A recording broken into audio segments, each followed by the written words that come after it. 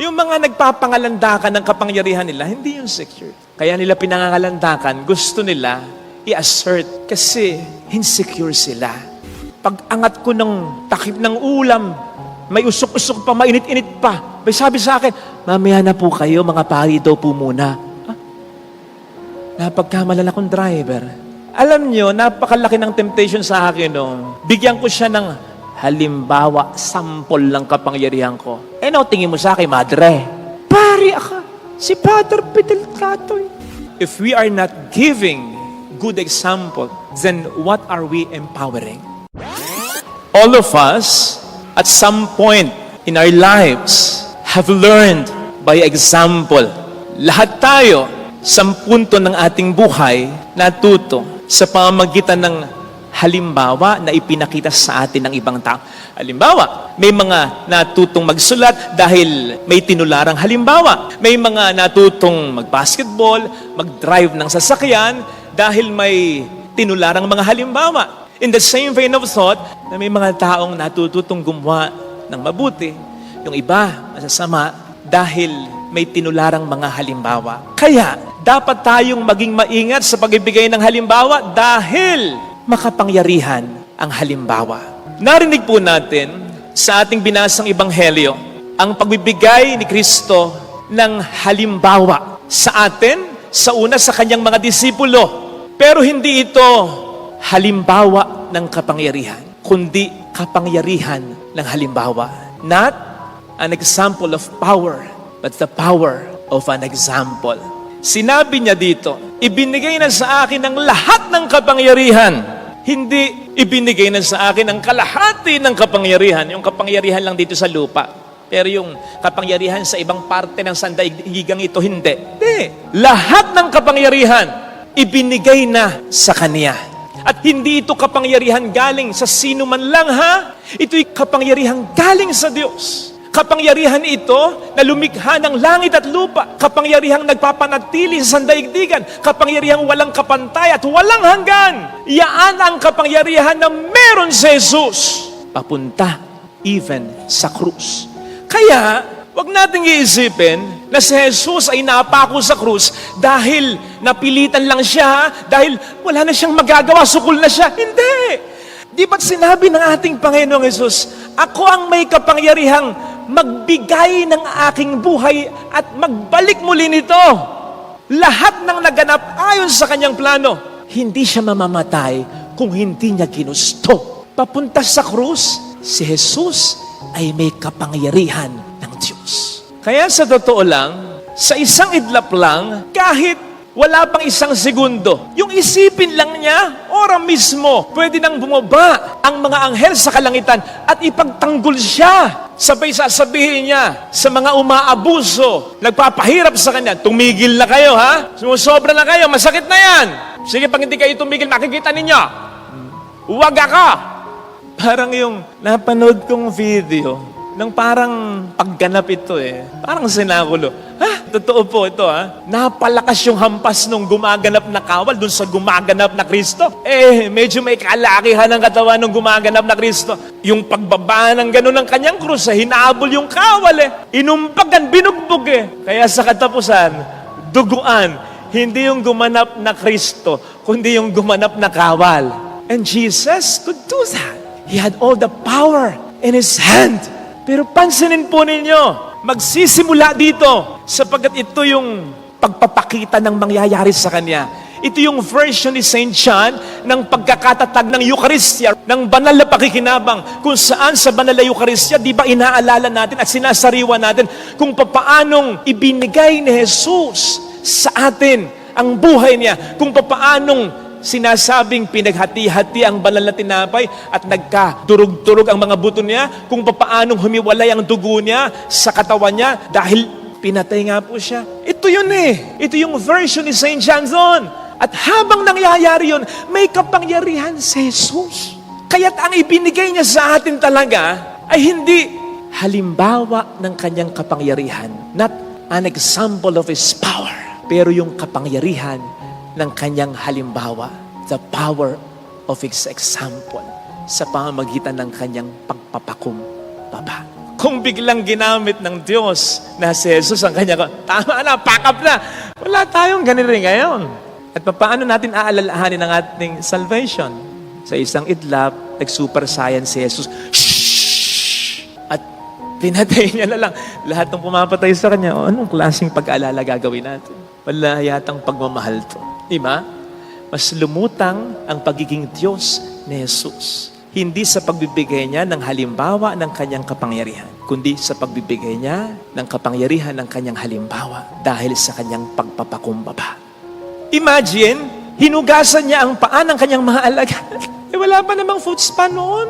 At hindi maganda ang daan noon. Siguro kung may jackhammer, nagagamit ang jackhammer si Kristo Maalis lang ang mga dumi sa paa ng mga disipulo. Kaya ngayon ay gawain ng isang alipin. Mababang alipin, Kung may classification pa yung alipin, mababang alipin ang gumagawa.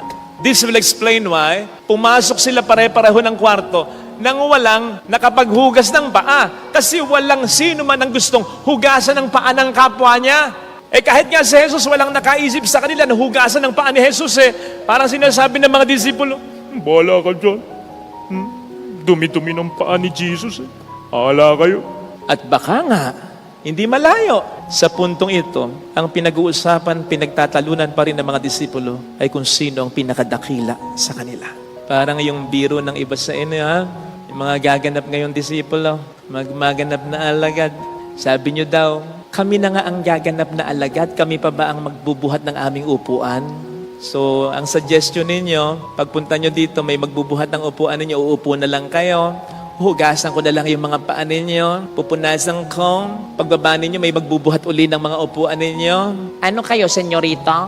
Kung kurutin ko mamaya mga paa ninyo. Joke lang, alam kong nagbibiro lang naman kayo. At mamaya ipapakita nyo yung totoo.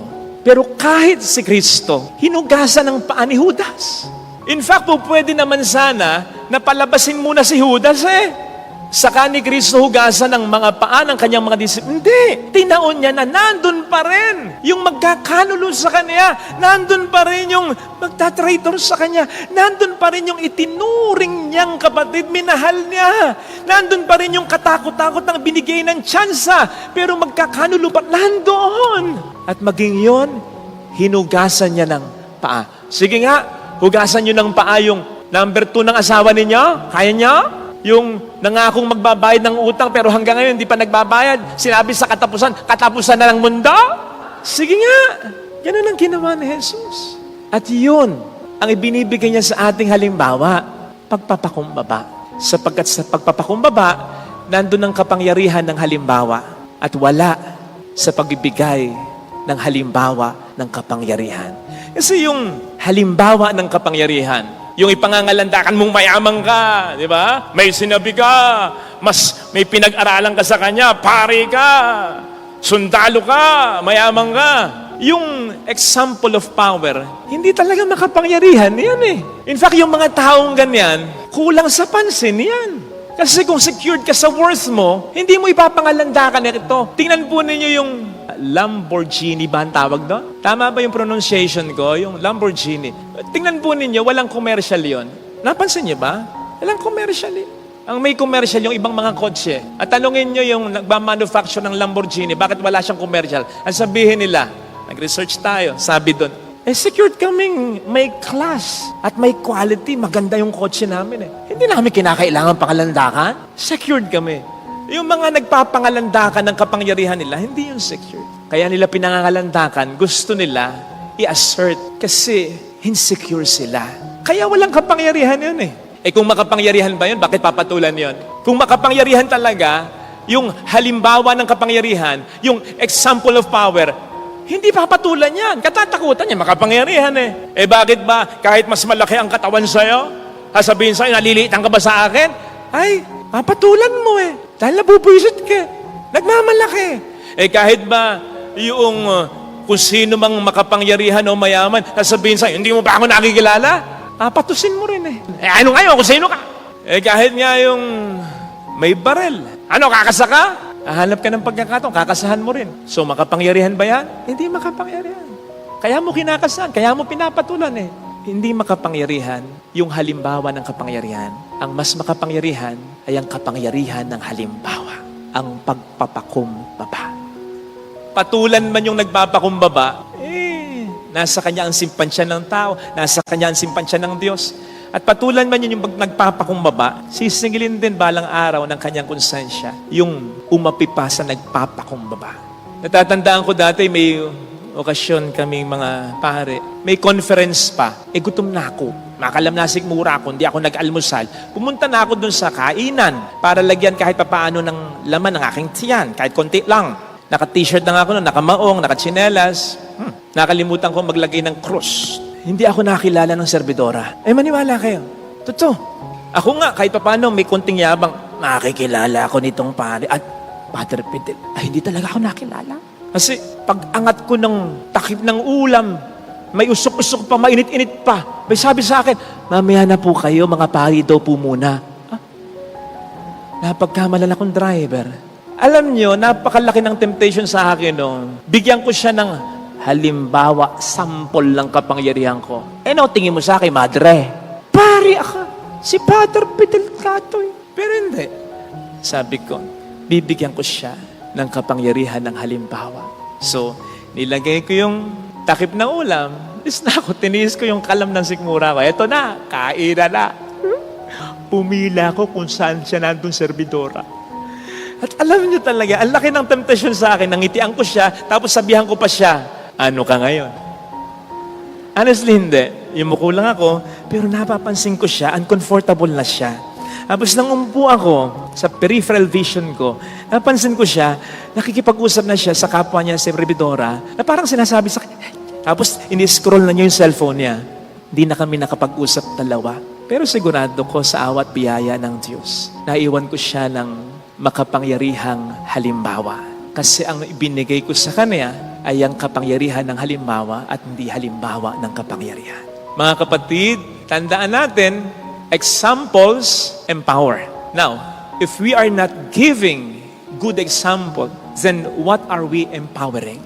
Magulo na po ang mundo dahil sa mga bansa at mga taong nagbibigay ng halimbawa ng kanilang kapangyarihan. Napanood ko kanina lang yung pagbobomba dun sa ating mga sundalo ng mga inche, dun sa karagatan, Macau. So yun yung pagbibigay ng pagbibigay ng China ng halimbawa. Sample pa lang yan. Ganyang kami kamakapangyarihan. Sabi nga po ng mga sundalo, palakas ng palakas yung mga water cannon nila. Kita nyo na. Pinaparamdam talaga sa atin. Yan ang halimbawa lang ng kapangyarihan. So isipin po ninyo, China, ganyan mo ba gustong makilala sa buong mundo? Sige nga. Ganyan ka ba mas dadakila kaysa sa ibang bansa? Hindi ka kaya mas dadakila, mas titingalain, mas igagalang kung ginagamit mo ang kapangyarihan mo para tulungan ang mga mahirap tulad naming mga bansa. Huwag na po nating dagdagan. Ganyan din sa ating pamayanan. Ganyan din sa ating tahanan. Marami ng relasyong nasira dahil sa mga taong nagbibigay ng halimbawa ng kanilang kapangyarihan. Ako, padre di pamilya dito eh. Sige, maghiwalay tayo. Sige, anak lang kita. Ako panganay dito. Ako nagbibigay sa inyo. Ako mas nag-aaral dito. Diskarte ko. Ano ang bag mo? Huwag na po nating dagdagan. Wala naman pong mawawala sa atin kung tayo magpapakumbaba. Madadagdagan pa tayo ng biyaya. Kasi kung itutuloy po natin yung bersikulo ng ating binasang ebanghelyo, ito kasi ay natapos sa verse 15. Sa verse 17, pagkatapos ipakita ng Panginoon ang kapangyarihan ng kanyang halimbawa, ang kanyang pagpapakumbaba. Ang sabi niya, so nakita nyo na, now you already know all this. Do all this and you will be blessed. Alam nyo na, pinakita ko na sa inyo, gawin ninyo, at mas pagpapalain ko kayo. Mas natataas ang taong nagpapakumbaba. Hindi mo kailangang ipangalandakan na ikaw ang matinong magulang. Alam ng mga anak mo yon. Hindi mo kinakailangang pangalandakan na ikaw ang matinong anak. Alam ng mga magulang mo yon. Hindi mo kinakailangang ipangalandakan na yung iba nandito at ikaw, hindi. Alam ng tao yon. Kaya nga sinasabi, ang respeto, hindi naman nabibili, hindi naman pinipilit, kusang binibigay. Kasi nakikita naman ng Diyos at ang tao kung ikaw ay karespeto. Ito sanang ipagdasal nating biyaya sa banal na pagdiriwang na ito.